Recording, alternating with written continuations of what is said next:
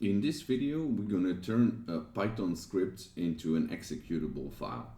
So a few videos ago, I created a simple YouTube downloader, and now I'm going to create an executable file from this script.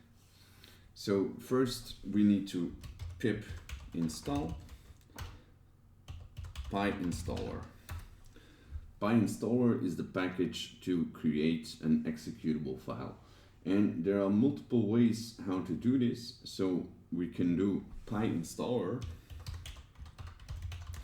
and we can type the name of our script.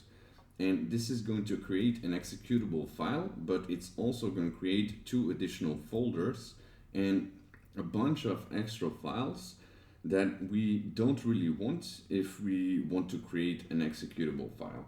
So we do /one file, and then we type the name of our script, which is YouTube downloader.py. And if we're going to click enter right now, it will load the executable file. So YouTube downloader.py will be an executable, but it will also open a console. And we don't want that. So we will go back to before the one file, so the /one file, and we do again /, and we type no console.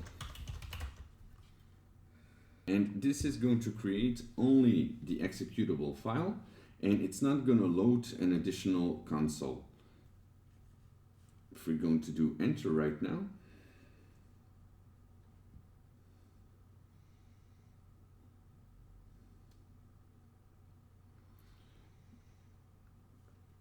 here it's creating the additional folders, but we don't really need them.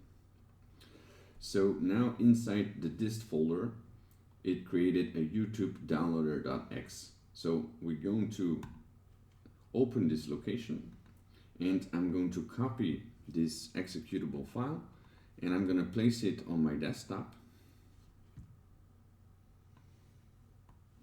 and I will run it. And now we have our program. I will check if it works. So I will copy and paste a link,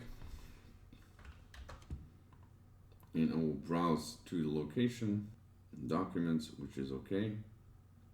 And I will download it.